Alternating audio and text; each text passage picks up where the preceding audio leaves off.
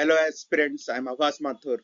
देखो, अपने चैनल पर पढ़ रहे हैं करंट अफेयर्स सीरीज में अपन आ गए हैं पार्ट 24 पे।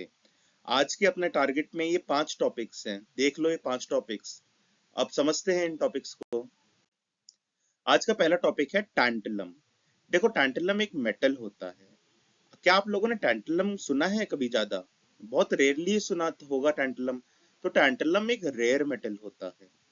टैंटलम का यूसेज जनरली होता है इलेक्ट्रॉनिक्स इंडस्ट्री में, कैपेसिटर बनाने में काम आता है टैंटलम। और मेडिकल इम्प्लांट्स बनाने में भी काम आता है टैंटलम। कैपेसिटर बनाने में इसलिए काम आता है टैंटलम क्योंकि इसका मेल्टिंग पॉइंट बहुत हाई होता है।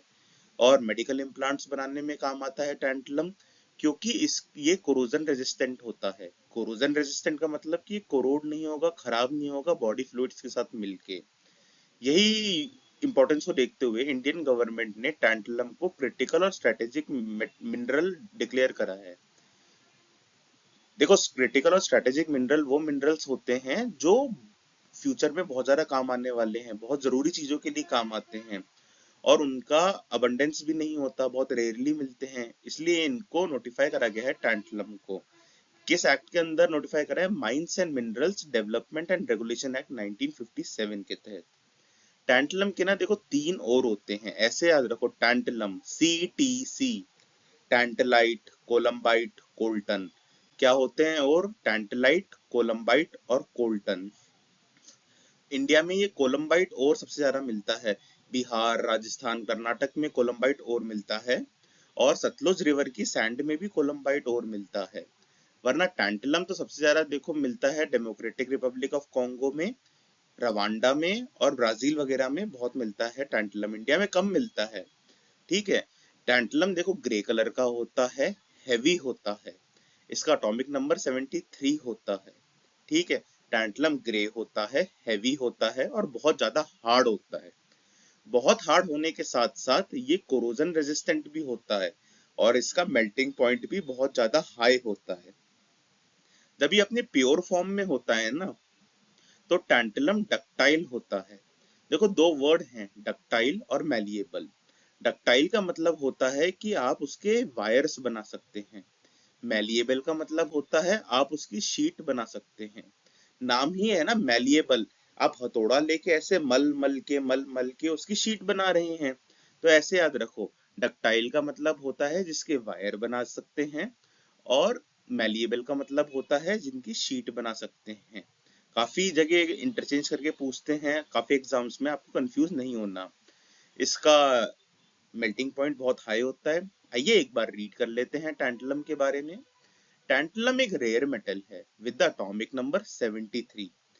और क्या होते हैं इसके? CTC, tantalite, columbite, coltan. It's grey, heavy, very hard and corrosion resistant with high melting point. When pure, tantalum is ductile. It has extremely high melting point. Central government notified tantalum as a critical and strategic mineral under the Mines and Minerals Development and Regulation Act 1957. Make compact high performance capacitors for electronics like smartphones, laptop and automotive systems. देखो, जो भी चीज electronics में इस्तेमाल हो रही है ना, और कैपेसिटर जैसी इंपॉर्टेंट चीज में हो रही है, तो क्रिटिकल और स्ट्रेटेजिक मिनरल तो होगी ही। Its biocompatibility makes it ideal for medical implants.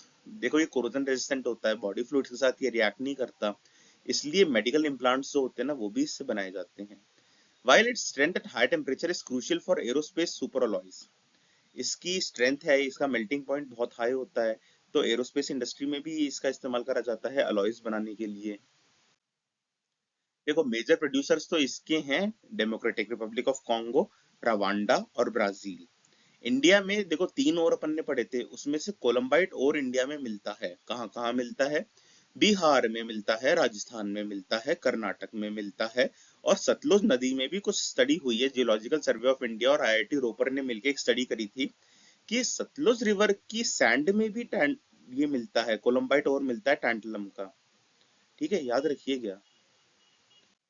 आज का फिर दूसरा टॉपिक है वाइल्ड गीस फ्लाइंग मॉडल। देखो, वाइल्ड गीस एक तरह की चिड़िया होती है, पक्षी होते हैं, ये माइग्रेटरी बर्ड्स होते हैं, ये लंबी दूरी की उड़ान उड़ते हैं। तो लंबी दूरी की उड़ान उड़ने के लिए इनको बहुत ज्यादा स्ट्रेंथ चाहिए, स्ट्रेंथ के साथ साथ स्ट्रैटेजी भी चाहिए।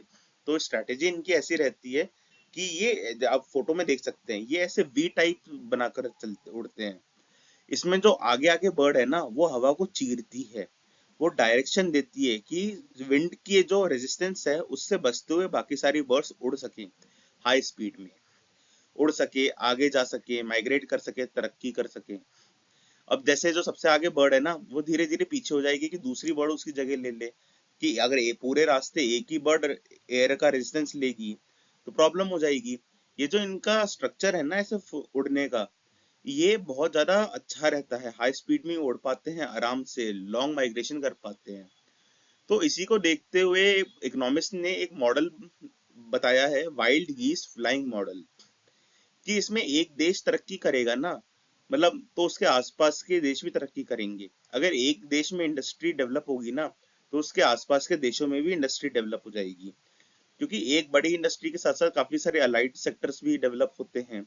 इसी को देखते हुए, और इन्होंने जापान को देखा था कि वर्ल्ड वॉर 2 के बाद जापान बहुत तरक्की कर रहा था।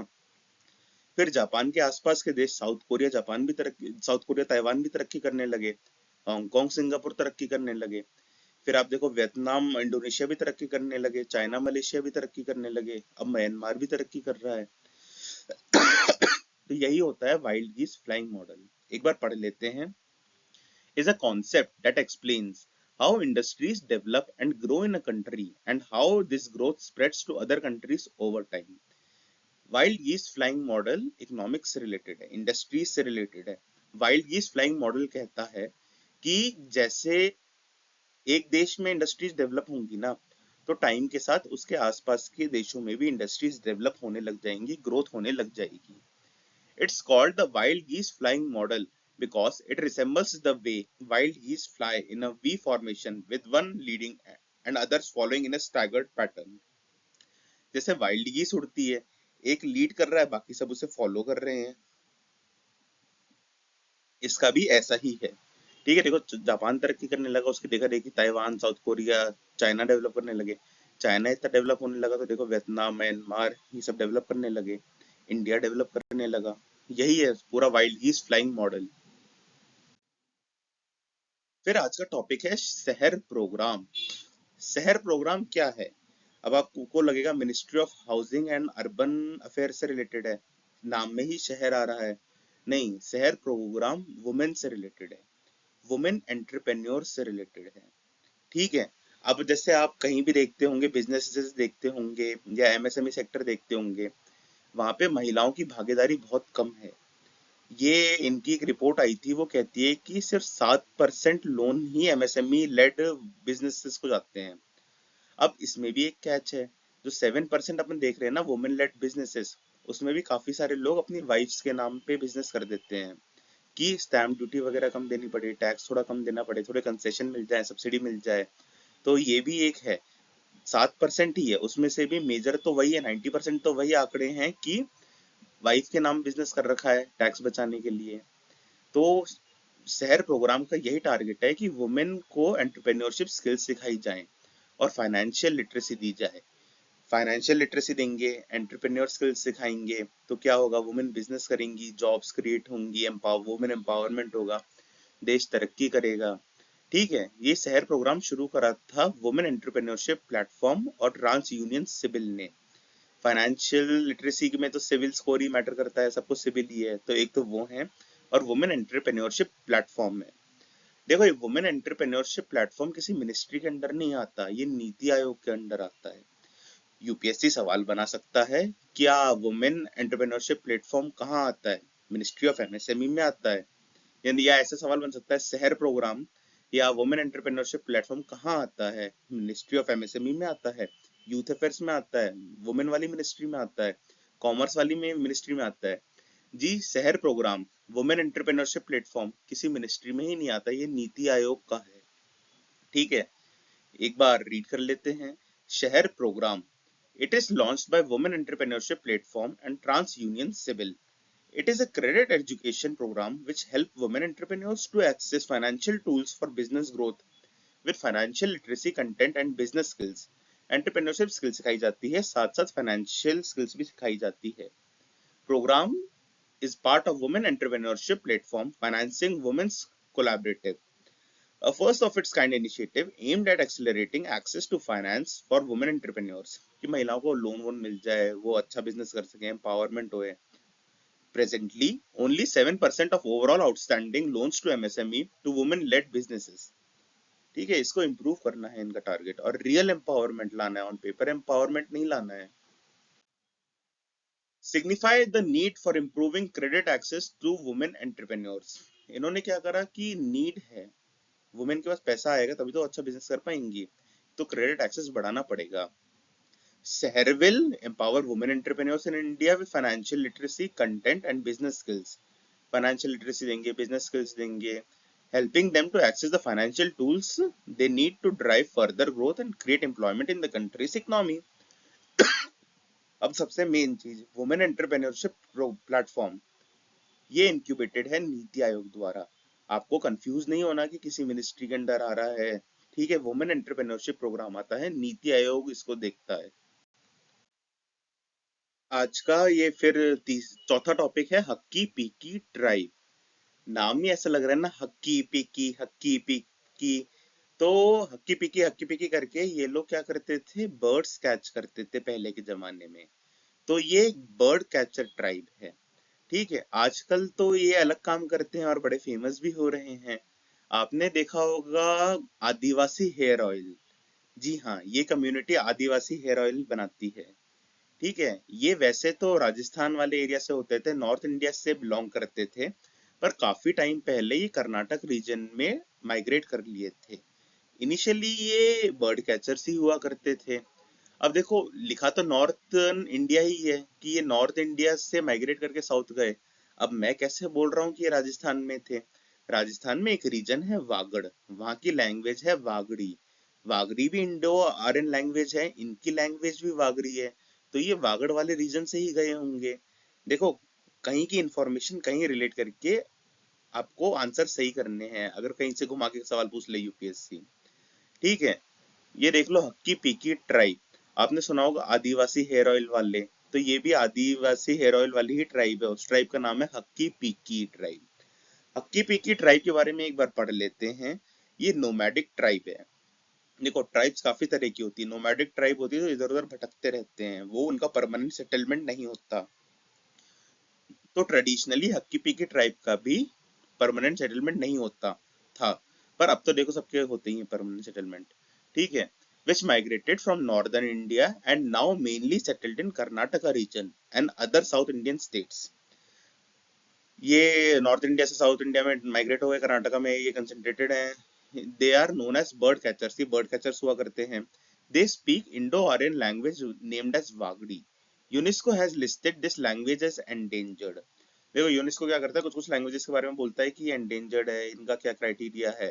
तो वागड़ी एक एंडेंजर्ड लैंग्वेज है इंडो. और देखो, सवाल यहाँ से भी आ सकता है कि वागड़ी कौन सी लैंग्वेज है. देखो, वागड़ी है Indo Aryan language, Indo Dravidian language बोल सकते हैं. हक्की पिक्की ट्राइब रहती साउथ में, पर लैंग्वेज बोलती है इंडो आर्यन लैंग्वेज. ठीक है, देखो इनका सेटअप होता है मैट्रियार्कल होता है. ठीक है, और ये आजकल तो दवाइयाँ बनाते हैं, मतलब हर्बल दवाइयाँ बनाते हैं, आयुर्वेदिक तेल वगैरह बनाते हैं. सवाल कहाँ कहाँ से बन सकते हैं. हक्की पिक्की ट्राइब कौन से स्टेट में रहती है, ज्यादातर कर्नाटका में रहती है. क्या ये इनिशियली कर्नाटका में रहती थी? नहीं, ये नॉर्थ इंडिया से माइग्रेट होकर साउथ आए हैं. हक्की पिक्की ट्राइब लैंग्वेज कौन सी बोलते हैं? हक्की पिक्की ट्राइब वागरी लैंग्वेज बोलती है. हक्की पिक्की ट्राइब की जो लैंग्वेज है वागरी, वो इंडो द्रविडियन लैंग्वेज है या इंडो आर्यन लैंग्वेज है? इंडो आर्यन लैंग्वेज है, और इसको यूनेस्को ने एंडेंजर्ड लैंग्वेज बोला है. इनका सेटअप तो देखो मैट्रियार्कल ही था. और ये आजकल इंडिजिनियस दवाइयाँ बनाते हैं, हर्बल तेल बनाते हैं, आयुर्वेदिक तेल बनाते हैं, आदिवासी हेयर ऑयल बनाते हैं. इनके बाल देखो कितने घने हैं. ट्रेडिशनली तो ये बर्ड कैचर से काम करते थे, पर आजकल बर्ड पकड़ के करेंगे क्या, तो ये आयुर्वेदिक हर्बल आदिवासी तेल बनाते हैं. देखो, ये ट्राइब्स हिंदू ही होती हैं, हिंदू फेस्टिवल से मनाती हैं. ठीक है, इस ट्राइब में क्रॉस कजन मैरिज भी चलती है.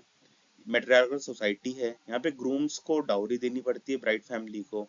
ठीक है, दे और ये नॉन वेजिटेरियंस होते हैं. देखो, काफी सारे जो ऐसी नोमैडिक ट्राइब्स होती है ना, इसमें ग्रूम्स को डाउरी देनी पड़ती है ब्राइड फैमिली को शादी के टाइम पे. ठीक है, इसका एक बहुत कॉन्सेप्ट है, यहाँ पे तो समझाने नहीं, बाद में समझाऊंगा कभी, एथिक्स की क्लास में समझाएंगे. फिर आज का आखिरी टॉपिक है world press freedom index. Press freedom index की प्रेस को कितनी फ्रीडम है, रिपोर्टर्स को कितनी फ्रीडम है, पत्रकारों को कितनी फ्रीडम है, यही बारे में बात करता है। इंडिया में तो बुरा हाल है।